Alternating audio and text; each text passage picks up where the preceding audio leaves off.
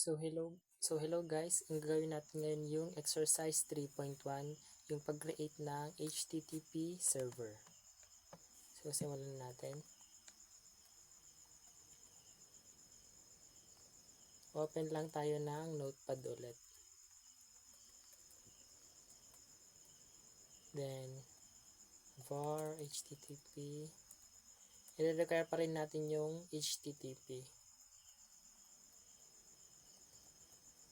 Then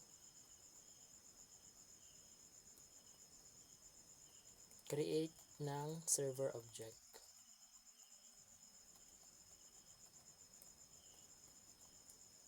HTTP create server function. Function niya is request and response.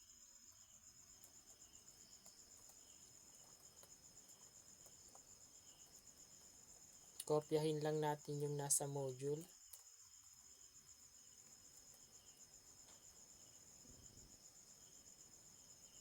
Then maglalagay tayo ng response para sa client, which is hello. Then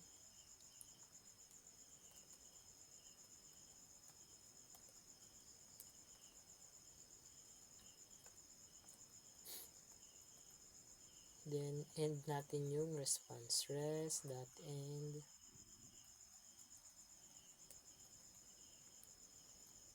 Then gagamit tayo dito ng port na 8080. So listen 8080.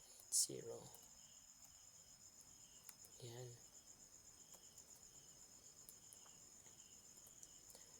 Maglalagay tayo ng console.log na para mas madali nating ma-access yung code.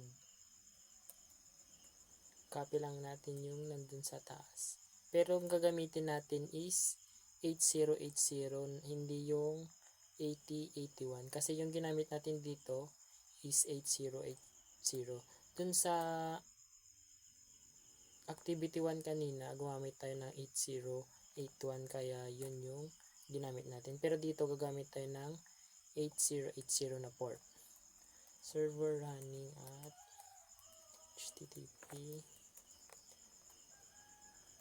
127.0.0.1, then port 8080. Then